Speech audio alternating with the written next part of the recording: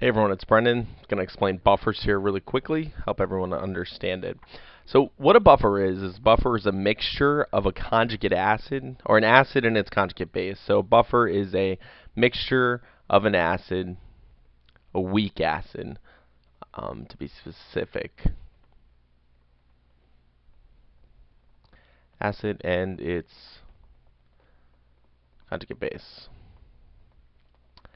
Alright, so that's what a buffer is, a mixture of the two. And what it does is it opposes changes in pH, so resists pH change. And I'm going to explain to you exactly how that works using this equation that I have drawn here. Alright, so let's assume to start that we just have a container right here of pure water. So this is pure water. It's nice and blue, pure H2O. And I'm going to say I have 1 liter of it just to make the math easy. So 1 liter of pure H2O. Well, what's going to happen if I add a strong acid to it, something like HCl? Well, let's say I add 0.2 moles of HCl. So I'm just going to add 0.2 moles of HCl. And we're going to see what happens to that. Well, now, what's the concentration of H in this solution? Well, if we have 0.2 moles of HCl being added to 1 liter, we would say that the concentration of H plus is equal to 0.200 molarity. And just a quick refresher, remember that pH just means the negative log base 10 of the H plus concentration. So if we were to take the negative log base 10 of 0.200, we would come out with a number that's pretty close to 0.7. So this would equal 0.700. So it's extremely acidic. So very, very acidic. Remember, 0 to 14. 0 very strong acid, 14 very strong base. So this would become strongly acidic. Strongly acidic.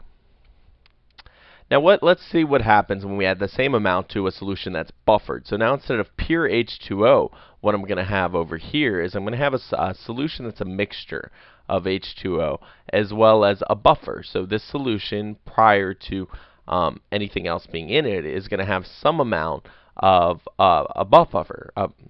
So maybe some amount of a weak acid and some amount of its conjugate base. So let's say this has 0.500 moles of HA already in it, as well as 0.500 moles of A minus. Well, what happens if we're looking at this reaction up here? What happens if we add a strong acid to it? Well, remember, Le Chatelier's principle is going to tell us that it's going to move in a direction to alleviate the stress that happened in the system.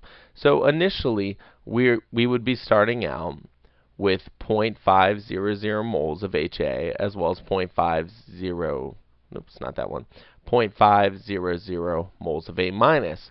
Well, if I add 0.200 moles of H plus, well, that's just going to react with this A minus over here. So if I add this 0.200 moles of H plus, it's going to react immediately with the product side and shift the equilibrium back to the left. So I now have 0.700 moles of HA and 0.300 moles of A minus. So what I've done here is I just paused the video, put it in the Henderson-Hasselbalch equation, because that's going to allow us to calculate the pH of this new solution.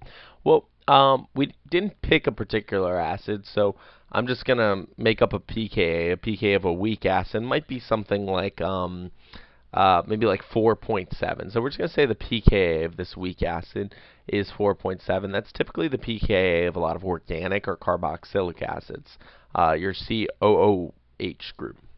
So if we want to calculate the pH of this, the pH would equal 4.7 plus log base 10. And I'm going to calculate the pH of the initial conditions first. So initially we had 0.500 moles of A minus as well as 0.500 moles of HA. This becomes the log of 1, which is 0. So the pH before anything was added was just 4.7. Now, after it was added, let's see what happens. So the pH would equal still the pKa, which is 4.7 plus the log base 10 of now our concentrations after the addition. So if we started out with, we can see up here our concentration of A minus is now 0.300 and our concentration of HA is 0.700.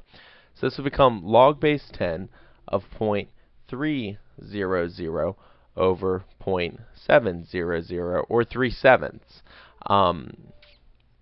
So this would equal 4.7, and you would do this in your calculator, minus plus a negative about 0.37 is what it comes out to be. So we can see that the pH of this solution really hasn't changed that much from the 4.7. It's definitely changed, but not as significantly as in our example where there was no buffer in the solution. So this would be 4.33. So we see that the pH in this buffered solution was really only changed a very small amount, whereas in our other example, our pH of pure water, well, we know that's equal to 7. It's a neutral compound. And then we added the same amount of acid, and we saw this huge change. It went from 7 to 0.7. That's from neutral to the kind of acid that would like burn off a metal door. Whereas this went from 4.7 to 4.33. Very, very small difference relative to the two. And remember that the pH is a logarithmic scale. So a change in 7 indicates an acid that is 10 to the 7th times more powerful. So it's really a huge difference, and the buffer helps to keep that change from happening.